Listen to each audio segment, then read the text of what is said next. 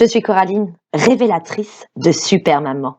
Ma mission est de te guider au quotidien vers une vie plus saine, une vie plus sereine, une vie moins speed, moins surchargée, une vie à la hauteur de tes aspirations. Dans ce podcast, je vais te partager des clés, des réflexions, des méthodes et plein d'autres choses qui vont t'aider à te sentir mieux dans ta tête et dans tes baskets pour créer la vie qui te ressemble. Plus nous serons nombreuses à oser vivre une vie consciente, une vie authentique, une vie épanouie, plus le monde sera inspirant pour nos enfants et pour nous. Bienvenue dans le podcast Maman, pas seulement. Coucou les mamans, j'espère que vous allez bien. Je suis super contente de vous retrouver aujourd'hui et de commencer ensemble cette super aventure. Dans ce second épisode, on va voir comment se fixer des objectifs en béton. Comment organiser un plan d'action pour les atteindre, voire même réussir à les dépasser. Dans l'épisode précédent, je t'ai proposé de noter sur une feuille la vie de tes rêves, ta vie idéale. Alors, tu as réussi? Tu es parvenu à voir la vie en grand? C'était comment? Plutôt facile ou difficile comme projection? As-tu vu les choses que tu pourrais bientôt obtenir? Tu vas justement pouvoir te servir de cet épisode pour avancer vers cette vie rêvée en déterminant ton plan d'action étape par étape. Si tu n'as pas encore réfléchi à la vie de tes rêves, je t'invite à mettre pause à cet épisode, prendre une feuille et un stylo et écrire ici et maintenant ta vie idéale. Bravo, tu as compris que le changement prend forme dans le passage à l'action. Et c'est parti pour ce deuxième épisode. Avant tout, je veux te parler du pouvoir de la clarté. C'est ce qui fera toute la différence dans ta vie. C'est la base de la réussite. Pour pouvoir avancer, il faut savoir exactement qui tu es, exactement ce que tu veux, précisément ce que tu souhaites accomplir, et ça, c'est dans tous les domaines de ta vie. Autrement, tu n'iras nulle part. Il est essentiel que tu détermines clairement ce que tu veux faire ou pas, ce que tu veux avoir ou non. Ainsi, tu pourras mettre en œuvre les actions qui te permettront d'avancer vers ce but. 97% des gens, j'ai bien dit 97%, n'atteignent pas leurs objectifs parce qu'ils ne savent pas clairement ce qu'ils veulent et pourquoi ils le veulent. Tu sais, il y a deux types de personnes. Les proactifs, c'est les personnes qui créent des choses, et les réactifs, c'est ceux qui attendent que les choses arrivent. En visualisant précisément ce que tu veux, ton objectif sera lié à des émotions. Tu vas pouvoir le comprendre, le ressentir, l'imaginer.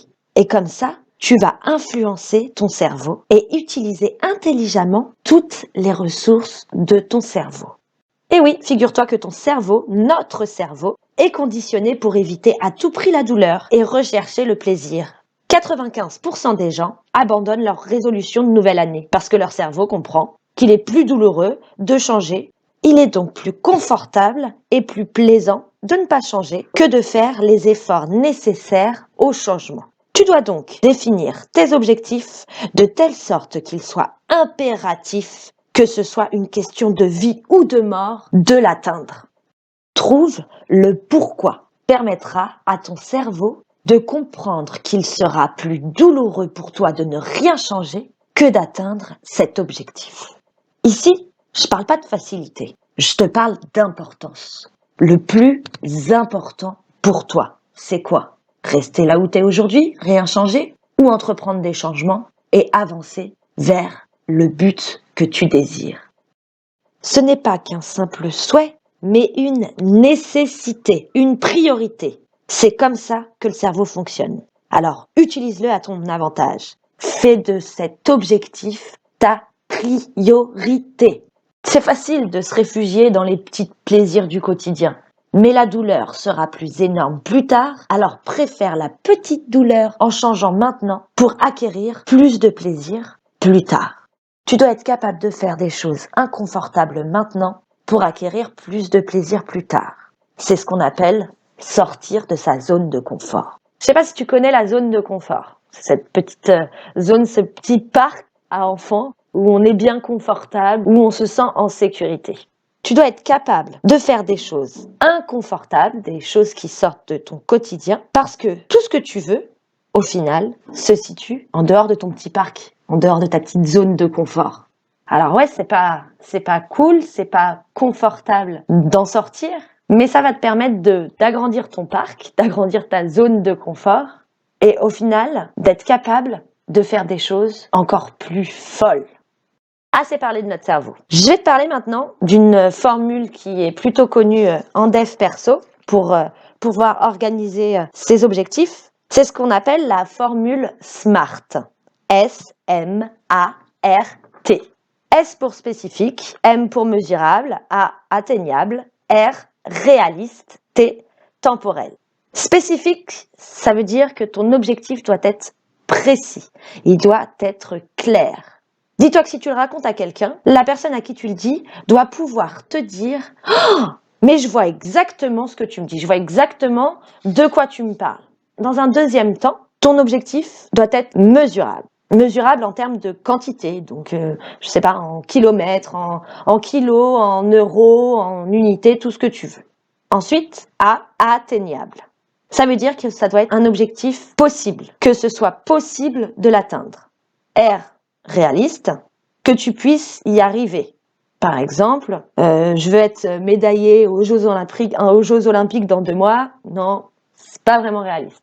Par contre, j'aimerais bien être médaillée aux JO dans 10 ans. Bah, peut-être que ce sera peut-être plus envisageable, ou dans 5 ans, ça dépend des personnes, peu importe.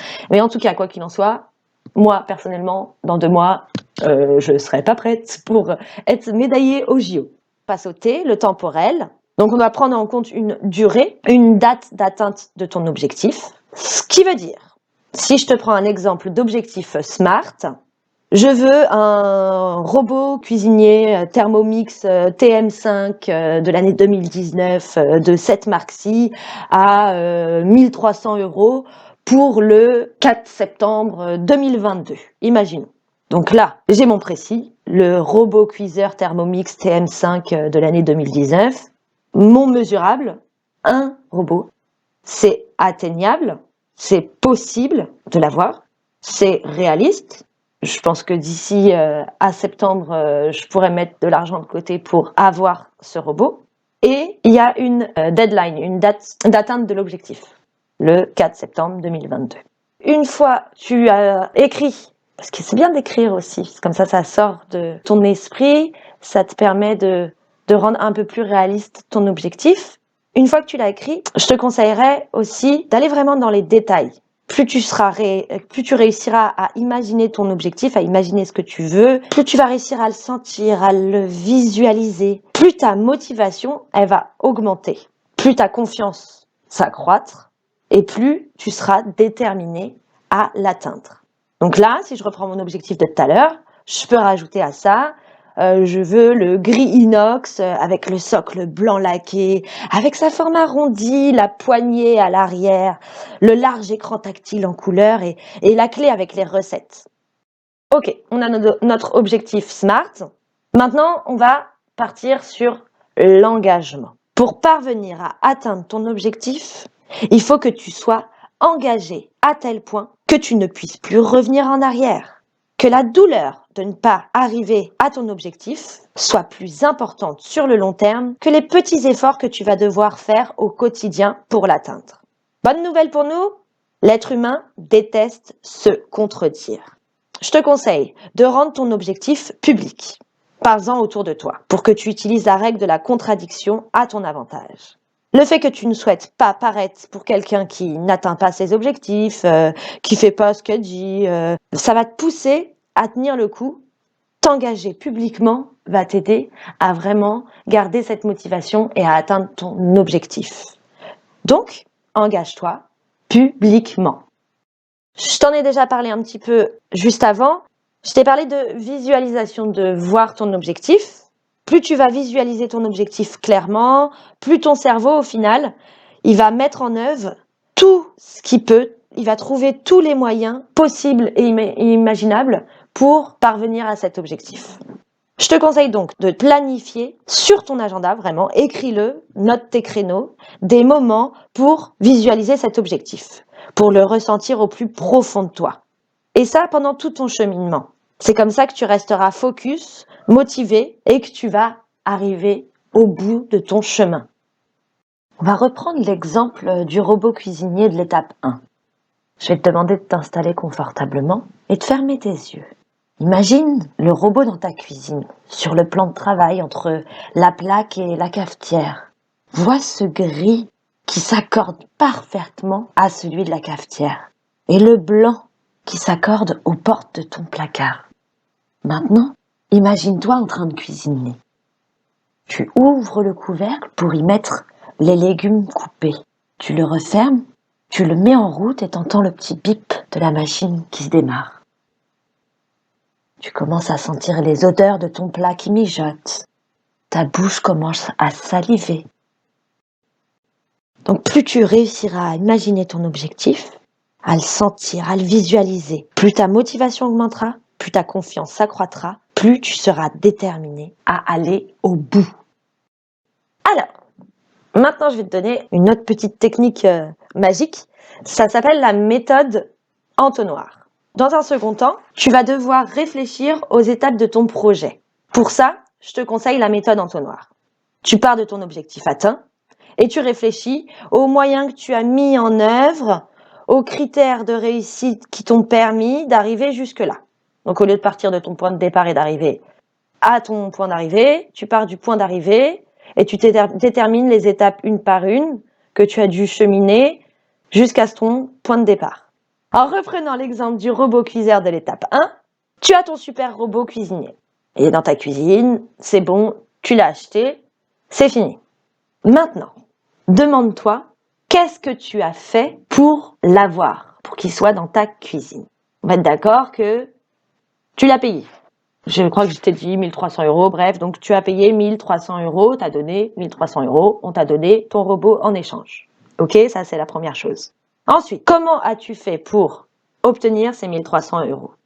Peut-être qu'il y en a qui feront un crédit, donc tu as fait un crédit, on va dire, de 500 €, sauf que forcément, 500 €, c'est pas 1300 €. En plus de ce crédit de 500 €, il fallait que tu sortes 800 € de ta poche.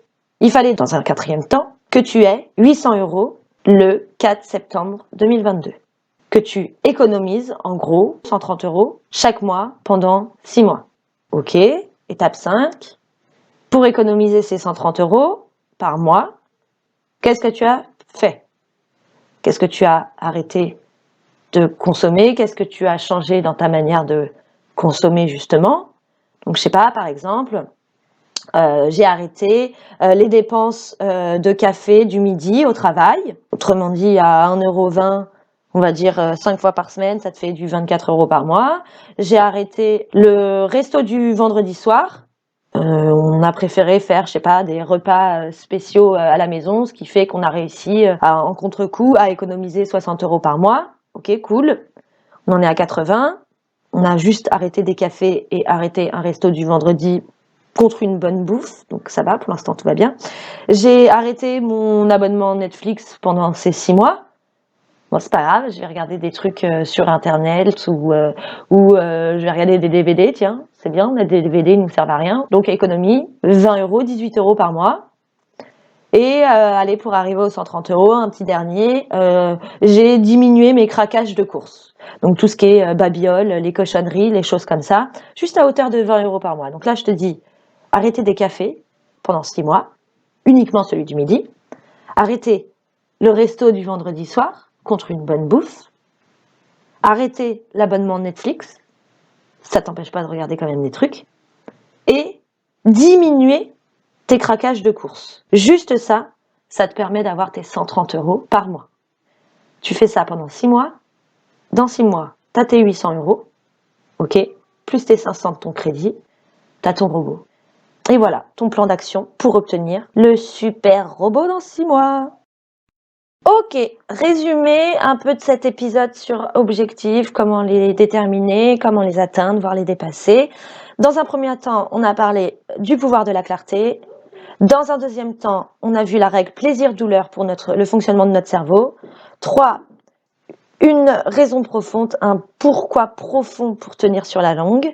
4, sortir de ta zone de confort. Si on n'y sort pas, on n'a rien de plus, rien de moins. 5. La formule SMART pour définir un objectif. 6. L'engagement en public. 7. La visualisation. 8. La méthode entonnoir pour déterminer son plan d'action. Maintenant, j'aimerais te lancer un petit défi. Voilà, on va finir à chaque fois chacun des podcasts par un défi pour passer vraiment au concret, passer à l'action et essayer de mettre vraiment en œuvre les différentes choses que tu vas voir ou revoir pour avoir des changements concrets dans ta vie. Ton défi, je vais te demander de reprendre tes notes de ta vie idéale, les notes du premier podcast, et tu vas devoir sélectionner une seule chose. Celle qui te paraît la plus réalisable aujourd'hui. Celle qui te demandera le moins d'efforts. En t'aidant de la méthode SMART et la méthode entonnoir, tu vas devoir écrire ton objectif et ton plan d'action pour enfin y parvenir, pour enfin atteindre cet objectif. Et voilà, j'en ai fini pour aujourd'hui. Je te souhaite une merveilleuse journée, une très belle réflexion et je te dis à mercredi prochain pour un nouvel épisode de Maman, pas seulement. Ciao, ciao.